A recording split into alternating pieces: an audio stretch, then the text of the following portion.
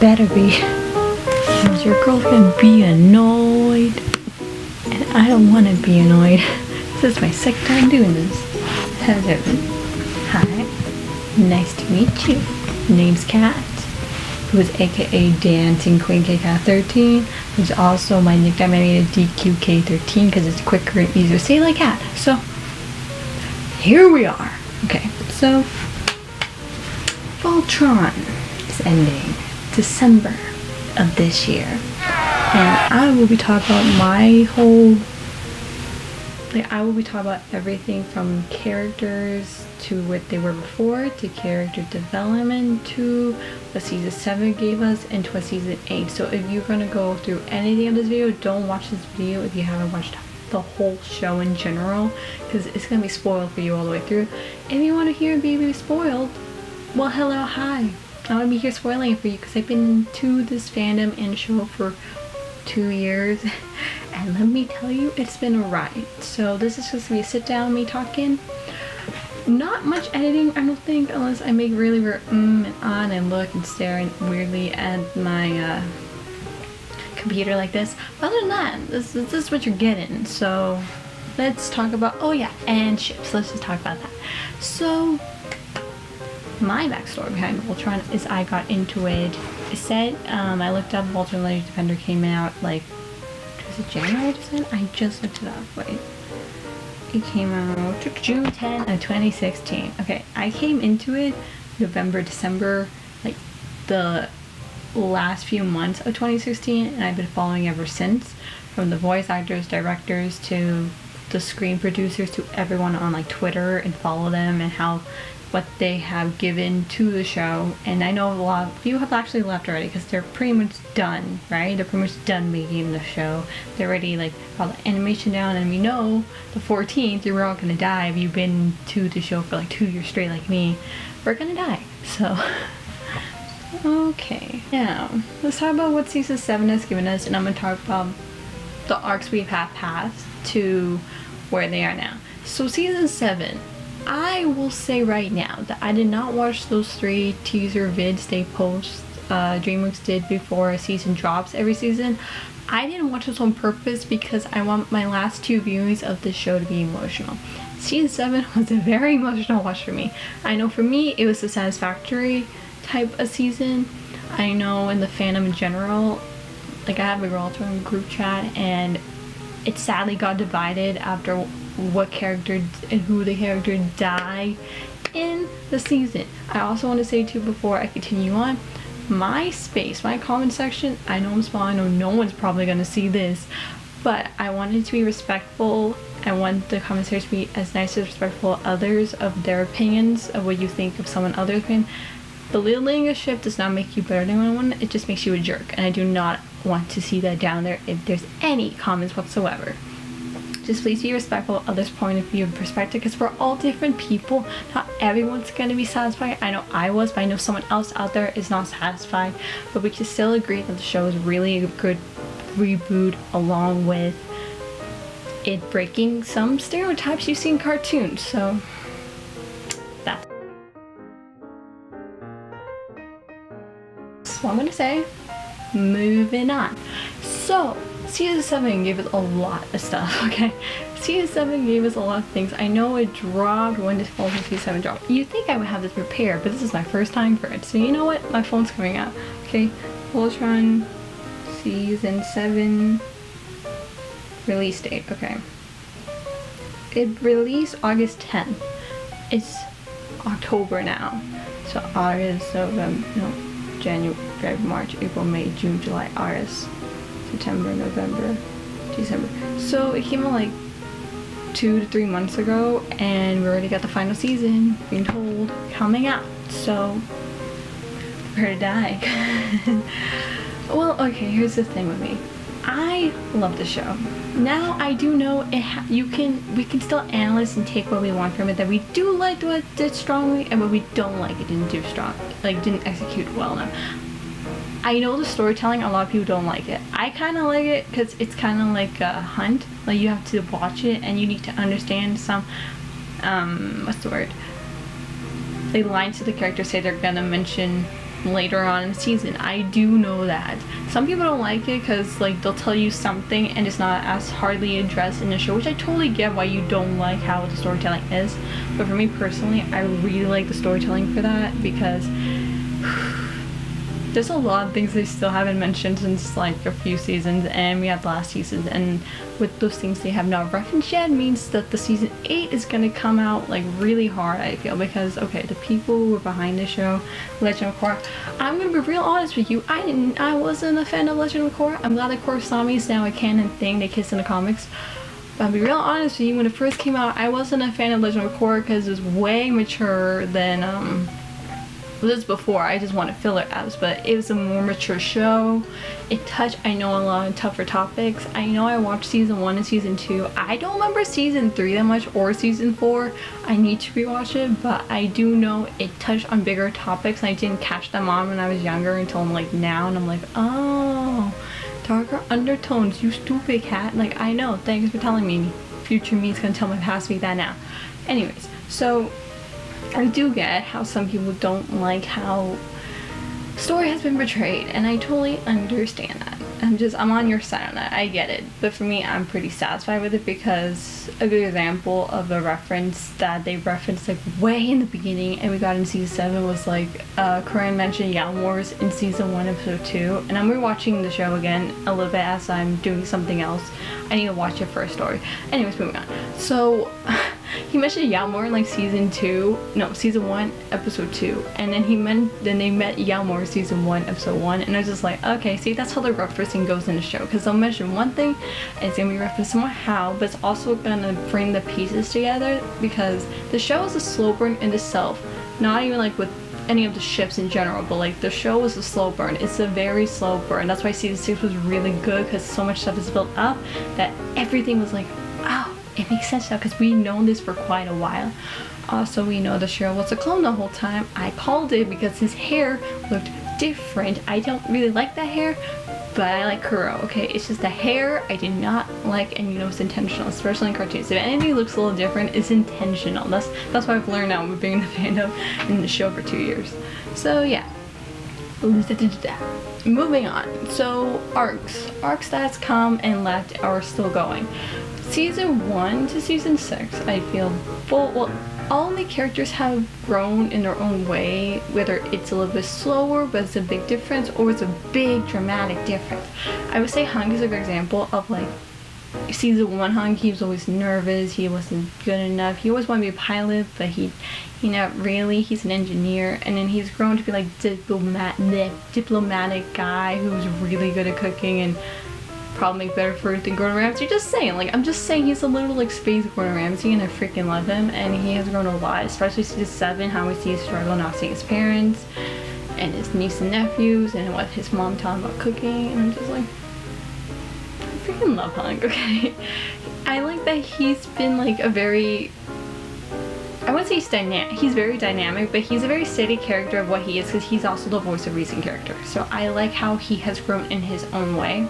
And I'm proud of him as far as he's come, because he's been on the yellow line forever. But he's also been one of the first to like make a new, how do you do that? Like he unlock the new powers, like with the claw thingy, like what was it, season 2 or something? Or season 3, like the claw, and he's like, king. Like I love, we love Hunk in this house, okay? I stan him. Like, you don't say you stan Hunk, you just, you stan Hunk, even though you like a character, you still stan Hunk, because he's that great of a character. Next, we have, okay, a lot of characters. Allura, I'm gonna go with Allura next. Okay, Allura, when you first meet her, my first impression of her season 1, I have rewatched it over and over again. She was, not gonna lie, I didn't like her in the first few episodes, even though she's a cool princess. I do like how her character growth has come and gone from season 1 to season 7 now, because season 1 Allura, she was already just like attacked the guards, let's take down the guards, they destroyed my planet and my people, and like her dad put her in the cryopod and she's been there for 10,000 years, so I can understand why she's still in that mindset in season 7, plus she's still an older teenager in my eyes, and she's just ready to take the Galvers down. But the thing is, she needs to have Voltron, because her dad made Voltron. It's like the biggest powerful weapon in space, and therefore it's called Voltron Legion Defender of the Universe. Like, come on, like. But I do like how she's grown from season, what was it? 3 to 4, she grew a lot. Season 1 to 2, she was very much like the pilot in Castle of the Ships with Koran. They were kind of like the backup people. Like if Voltron's like running Galran ships and all that, they were coming like pew pew pew. We're like, we're gonna help you. I will help you and train you as a paladin of Voltron, and because her dad made Voltron. So the season 3 to 4 really showed how much she had to grow and why the line change had to happen, because she doesn't realize the difference between like driving Castle Lions to driving a lion. You have to, I feel like you have to be like something or give something to the lion that they choose you, because she thought she was gonna get the red lion like her dad, right, like Alfor, but no, the blue lion chose her because red is supposed to go with the Lance, because Lance needs to learn to not do something for herself but do something for others, and that's why he got red. I feel we know Keith was gonna get black anyway, because she was like, if I'm not here, you need to take the reins and you need to grow as a leader. And then of course Keith is like, I don't want to do that, why are you saying that now? Like, I don't want it. But he's gonna take it anyway, because she told him like, yeah, you're gonna have to take the reins if I'm not here, which he literally foreshadowed his death pretty much, which we see season 2 finale. We don't learn until season 6, the last few eps or something like that. Yeah, so can you tell how much I'm going into this and how much they enjoy this story with all the characters? It's a lot. Okay, now I'm gonna be talking about Lance, and I'm gonna get to Keith, because I really like Keith. I like how he's grown, but I'm gonna talk about Lance first. Lance arc, well, first of all, Pidge and Keith arc has finished. I personally feel, along with Hung. Like, Hung's kind of finished too in a way, because Pidge and Keith, this one, well, his is all about, if you see that big picture thing that Laura Montgomery made like the first few seasons back, she made a picture and it showed Hunk and Keith holding the sign saying a race, and then you have Laura Pidge holding the one holding gender, and you have Cheryl Lance holding the one holding LGBTQ. Now Hunk showed Keith to like not to dislike his half alien race of him, but to like grow to understand it and how and all that, because the other half of him is because of his mom. We learn, I love the dad, I want his name. Technical Gang is all we called him, and I just freaking love him, but we don't know a name, and I'm just like, don't want a name. But him and Curly make Keith, and she's half Gara, but she's also playing with Mora, and her whole thing is like, knowledge or death, and she's like, well, after these things called feelings, and I want to like help people and my feelings get away. And I'm like, understandable, Curlia, like I get it, but you're technically along the biggest mentality as the Blamamora, as what they are, like knowledge or death. And I'm like, sounds like college to me, knowledge or death. That's what it reminds me of more, like school, knowledge or death. Like, yeah. And then, oh my gosh. Okay. Then with Pidge's whole thing, why she dressed as a boy to go to Galactica, and the reason why she got into Galactica is her brother, Matt, who also was on Kerpo's mission, who we meet was with Dr. Holt and Takashi Shiro, I like to say. She wants to go to the end of the universe to save her brother and dad. That's her whole thing, I feel like. In my eyes, her whole thing is becoming more confident with herself and also saving her family in this intergalactic war, because they were taking Skalrans, they were in captivity for a year, all of them, I think. Shiro, well, it's obvious he was Quintessa was given to him somehow because of his like hand. He goes pshing, and it's all like purple, and he can fight, like he fights like a Galran. But Matt grew too, and Dr. Holt was taken still, and he was used because he was a scientist. So her whole thing in general was about getting her family back, which is like totally understandable. And some people I get, like some people did not like that her whole thing was like, I'm so tired of the whole family. Look, here's the thing, her whole thing is about getting her family, right? Because family is important. This is a theme in this whole show, whether or not they're blood related or not. It's all about that, because Space Fam is only a family that's not related, but they're very close and protective of each other. As to like the Holtz, the Cogains, Clanes, the Garretts, like, And I like that Pidge. If we didn't have Pidge, I feel a lot of their missions would have died. Like, it would not have like been a success, because without her computer skills, a lot of things would not work. She hacks in too many Gar and stuff there, and it wouldn't work if she wasn't there. So she's a very important paladin of Voltron, because without her we wouldn't have anything. Without her, a lot of things would not have been possible without Pidge. And I love Pidge. I respect Pidge, and she gives people short like me lots of love in my height, even though I'm like 5'3", 5'4", I don't know, 5'4" on a good day. I think I'm 5'3". Okay, now Lance's whole thing is finding not someone, but knowing what he wants over what he needs. I'm not putting any shipping where I'm a Clancer and a Shancer. I also show Lawrence. I seen him with Bro now, because we know now Shiro is gay, and you know what?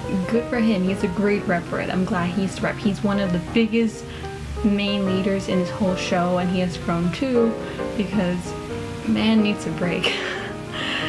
But yeah, I have no hate on anyone's ship personally. Like, if you like the ship and we can talk and discuss, we can be friends. But if you use your ship and belittle and drive more toxicity into the fandom, we're not friends. Because I hate seeing toxicity in this fandom, because it's just ridiculous in my eyes. Because guess what, at the end of the day, you just let someone be happy over something, because it's a kid's cartoon.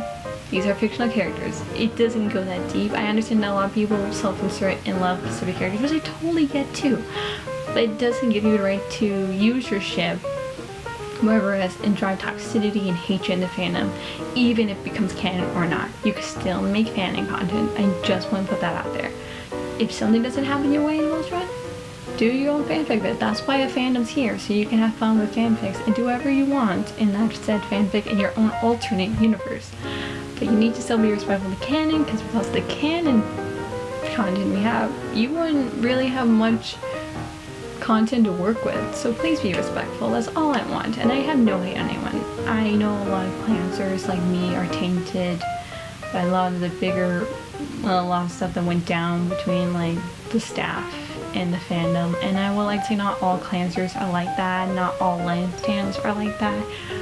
I've been one of the chillest ones, luckily, and I want to see no hatred or anything of that sort. So please be respectful.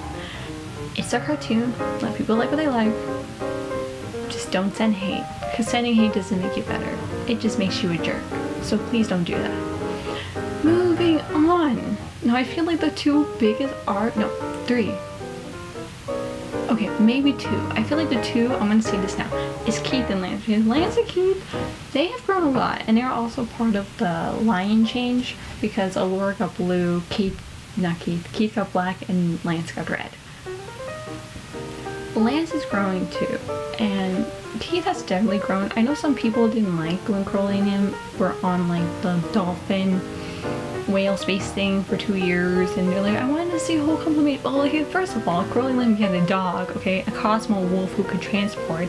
We named him Cosmo now, and honestly, he's a good doggo, because he's such a good doggo. She didn't have to, but they saved him. And she was like, yeah, you could probably have the dog. And he was like, sweet, I'm gonna teach him how to play fetch. So I like Crowley for that sense, because I bet in the 2 years they have grown to like talk about people and what their experience and everything. And I just love how Keith is grown to finally get his old family back, who he thought left him, and actually really loved him, and she was just doing her job. That's why she left. So, and he also got a new family too. Shio came back too. So in the end, he got both his family back. Whether you see she's platonic or romantic, he still got a close person next to him back, next to his mom. And it's just so nice to see. Like, I'm just like, because Keith is this character you meet and you're like, oh no, he's emo. He's probably gonna be like a Zuko or something. He's just always angry, always hot-headed. He's not hot-headed. He's very smart. Like, I get why people say he's hot-headed because he's like the red paladin and is the paladin of fire, but he's he's very logical thinking. He's the only character who I feel a lot of people don't say, like, tricked Lothar at his own game, okay? He's the first character who I see, like, play Lothar by his game and tricked him so many times, and I'm so proud of him for doing that, because I'm like, yes, like, I'm all for this. Also, people are doing the grass, are you hearing that? That's the holiness going on in the background. ASMR, yeah. But yeah, like, he's grown as a leader in a good way of sense, and I like how far he's come. I like what the space fam has given to him as like his own found family, and I love that a lot, because first impression was I was like, oh, he's pretty cute. That's the first impression of him. I was like, oh, he's a badass. He fought those medics around season 1 episode 1 to help save Shira along Lance and everyone else, but he has grown to be a pretty great character, and I love his character development and how far he has come from like season 1 to season 7. Now season 7, him and Curly had like a mother and son, not vacation, like exploration together, and that's how they found the Altian colony. Now, do I trust Romel? I don't know, because like, she's such a cool character. I like her and like interactions a lot, but the thing is, I don't trust her. Like, a lot of people like her, like, don't get me wrong, I freaking love her, but part of me just doesn't trust her, because there's too many things that Hagar is good at that I feel like she's gonna be used somehow. Like, that's how I feel. No, Lothar's come back. I know he's not dead. I know he's gonna be more powerful contestants, but I know he's not. I hope he gets a redemption arc in some ways. I hope he pulls the Zuko, not Azula like we got season 6. Was it season 6? Season 7. No. Season 6. Yeah, he pulled Azula season 6. Sorry about that. But like, yeah, I don't know how I'm supposed to feel, because Romel is a good character. She's from the Altian colony. People questioning her backstory, I remember when it first came out, and I'm just like, I don't know how I feel. Like, I feel until season 8 come out and we know what finally happens to her, like, is she's gonna be alive till it? I don't know. I like her though. I know Nima's voice actor voices her, and I really like Nima. She's grown too, along with Rolo and Beamers. I freaking love that trio. They've grown too, and we don't see them often. They came back recently, like season 7, and we met them like season 1, and they were like these runaways. Now they're like grown to be part of the rebellion, and now they've grown to help people too because of Voltron. I'm just like, this show, man, I just want to spread how good it is in the sense, because I get, like, okay, season 7, we did see Cheryl's ex-fiance die. But I understand the loss of people in LGBTQ who do not agree with that, and I totally understand. But the thing is, though, Cheryl is still your rep. He has been the rep the whole time.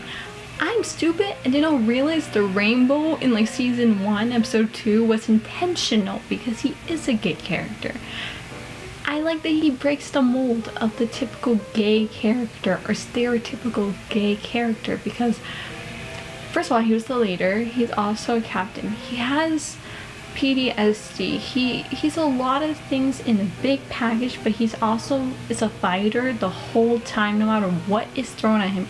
Even though he died, he came back. Like, that's how hard as a fighter he is, and that's very, I feel, emphasized in the show. To some people, like, with the whole Adam situation, I feel personally the Phantom kind of took him and made a fanon of him, and because they didn't get what the fanon content gave them when season 7 came and we lost him in season 7, a lot of people felt lost and they didn't like that. But I feel with the scenario that Cheryl was in with Adam, it's very relatable. I can't say that in my experience, but I know there's people out there who probably can relate to an instance where you can have an ex where you and someone came up together and you have to leave, or they have to leave, and you guys can't be together. And I still think Cheryl's a great rep, because, okay, first of all, season 7, he made Atlas become a thick robot with all the quintessence. Like, he didn't have to do that, but knowing Cheryl and knowing how Voltron was getting beat down by the Robo Beast without taking it, he wanted to save his space family. So of course he's gonna be all like badass, looking cool in the mirror, and make Atlas with a cool crew. Also, Veronica, Lance's sister, I mother effing love her, and Nadia and all the MFEs, I love them, okay? they are awesome. And I like how they're all part of the crew. And they're all cute. Oop, I can't sit today. I can't. But yeah, like it's just, I wish people would focus more on that, and also how hard. Yes, some of the VAs did fight hard, and there's in other shows, like I know other shows we got canon lesbians. You know what? Greatness, more representation. We need more of that progressively in the cartoon industry. But there are some things that the higher ups or someone out there in the company just did not want to show it, and it's sad because if you do show it, most likely more people are gonna watch your show because of it. And it's sad that that's not a thing. You know what I mean? It's just really sad in my eyes. But I hopefully pray in the future that more companies are going to realize how important it is to have the right type of representation and let those characters have a good ending too. So that's my sense on it. Don't feel free to disagree or agree with me. A common sense is made for you. That's all I'm saying. Now, I know how nervous probably the Empress. Also, I thought I thought Dr. Hole was gonna be a bad guy season 7, because I thought, like, okay, well, season 7 ended, they lost Castle Ship, they have to go back to Earth. The whole way they got back to Earth was interesting to me, because I thought, because with the trailer of that, like, I did see that, like, the first trailer, I thought, they're probably gonna go to different planets and, like, get there, but what actually happened, I thought it was pretty smart on the writer's part or something, was how they did like that psychological app where they were stuck in space and Hung knew not to trust what they saw because they having illusions that they were in space, and how people say that Keith acted more like season 1 Keith, but I feel it showed how much the team has grown personally, because they said they wouldn't stay to each other, but they also still stayed together even though they were all going spaceman at the same time. And Hunk was a smart dude, because he was like, no way, because they all had illusion, didn't they see Earth and they're like going toward it, and then we learned it's like a space Silas or something like that, and I'm just like, Hunk figured out and started like hitting it with the gun, and I'm just like, good boy Hunk, like we love Hunk. But I was just like, yes Hunk, thank you, because I was like, this is too, like, watching it, I remember watching it just thinking like, okay, this seems like a trap. And then you learn that's how they get to Earth, and I'm just like, of all the ways to get to Earth, like, you didn't even go through the planets. No, you made them go through like the psychological events, see how far they come, and I really like that. Like, I love episodes in general, any type of show, when they have like those psychological episodes, see how far they come, and you're just like, dang, they have grown a lot, these characters. Let me tell you that. Season 8, I hope everyone just lives. And whatever canon couple becomes a thing, I'm still gonna be okay with it, because I feel personally with this show in general, it filled a void for me with Avatar and all that, because I wasn't in the US when Avatar was live. I kind of came like later on in life, something happened in my life, and I came back here, and I didn't get to watch it live all the time. The first episode for that show for me was like the 3rd finale episode, until like Nickelodeon did the whole like marathoning and like extras and stuff like that. But no, I never got to watch live, so this show kind of filled that void Avatar for me, and now no, we're getting live action. I'm all for it, because I just want them to do the representation right, because I feel the movie slandered the show very much. I feel the movie did not watch the show or didn't follow through in the content they had the first show, and I really hope the live action is really good, because it can rekindle the fandom again. Also, it holds a lot of place in our hearts with a lot of people, and I really love it. The same as Voltron. Some people didn't like it, some people loved after season 7, which is I understand you leaving if you felt the loss of losing another gay character. I'm sorry you felt that loss, because I personally feel season 7 was one of the strongest ones. Yeah, some people say it lagged. I could see why you could say it, because I did get a little bored here and there a little bit every once in a while, but I knew it was going to pick up again. But the show is ending December 14th. Prepare yourself with tissues, because I feel Haggard and maybe Laura might go on a hard throwdown, because the last 2 times you do powers, like season 2 and season 6. That's it. We haven't seen her power like all out. So this is going to be a very interesting last season. It's going to have 13 eps. I'm so ready for it, but I'm also like so like sad that it's almost over, because this is the first fandom in general where I have befriended cool people online, because you know, in my real life is as such as I am. But the show is really good in a sense, and I want more people to realize that than just dismiss whatever happened with the staff and crew, or something didn't happen your way. It's still a good show, and the animation is beautiful. Like, you know, they put the money on the animation, especially like the 3D animation, like, and the action sequences are awesome too. I love them. And just please give your respect to the staff and crew, because I feel they've been through a lot. As someone who, I know I defend them, I know they probably did mistakes too toward the fandom, or something the fandom did not like, and they got a lot of hate for it, and it's really sad. Like, they are humans too, they make mistakes, but they should also be allowed what they want to say in the show, because without them you wouldn't have the voice for your character. They also don't control the show, they just give life to the character. That's why they're a voice actor. Josh Keaton is an amazing guy who's given so much to the fandom. Okay, I never met him, but I interacted with him like Twitter once, because he liked my comment on his header, like his header on Twitter. I've interacted with I hope I don't mess up his last name, AJ Locosadillo, who plays Lotur's VA, who is a freaking gem and talented guy who makes adorable spoofs who are so adorable. Like, I really want one. But and another person who I also interacted with was Neil Kaplan for like 3 times, and I freaking love that dude. He's such a sweetheart. He loves to interact with fans, and I respect that so much, because they've been through so many things, and the fandom in general has been a roller coaster. It's one of the big toxic fandom out there, but you could find some good spots if you know what you want to say, hope want people to respect you on. And the show's gonna end. I know a lot of us are gonna cry. Even if you're not gonna cry, you're gonna cry, because the show has at least brought you something. The show has brought you something, even if you don't like how the show has done some things to some characters. The show has brought you something, and it's a good something, because you found a place or a community who can relate to you, who can actually feel the exact same feeling you're feeling. For instance, like, I met a lot of cool Lane stands. I'm befriended Shanders. I befriended she. That was my mom. But anyway, moving on. It's just, the show is giving you something, whether you did not like something or did not like how something was executed on the show, it still brought you something. And that something is very precious in many ways, whether it was on the internet or in real lives, or you actually meet the people behind the show.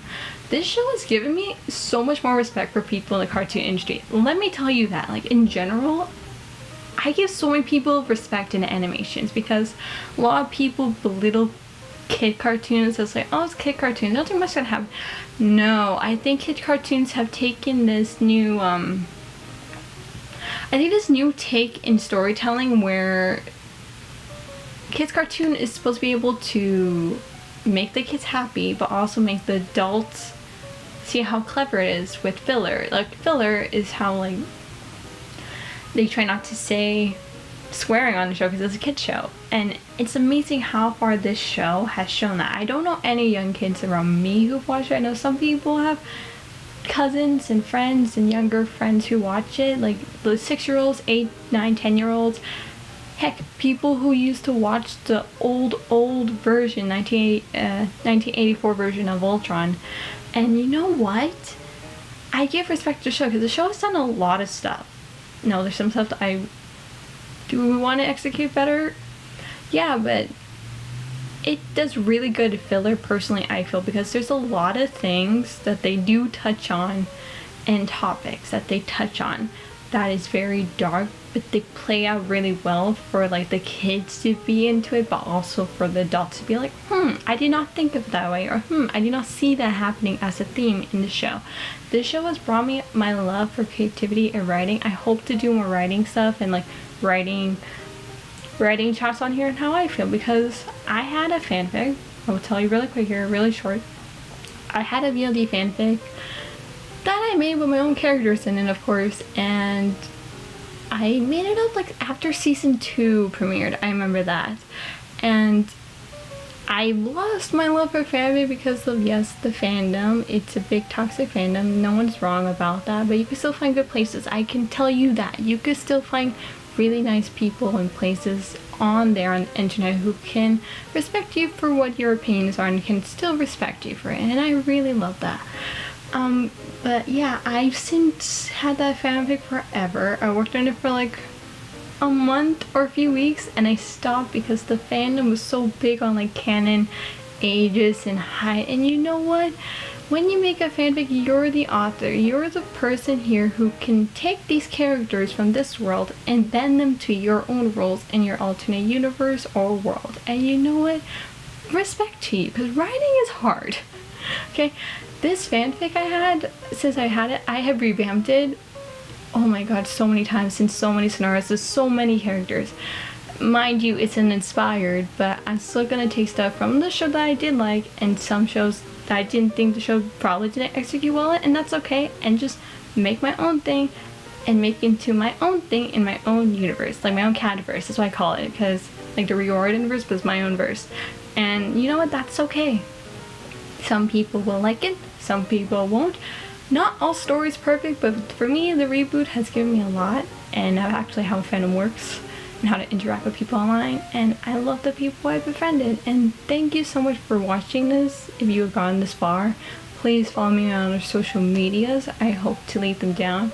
I hope to do more videos like this, maybe talk already, maybe about K-pop, maybe about other cartoons and animes I've watched, who I like to just say what I think about it, and if you agree with me, great. If you disagree with me, let's talk about it in the comment section, because I am here for a nice, welcoming space for you to feel safe.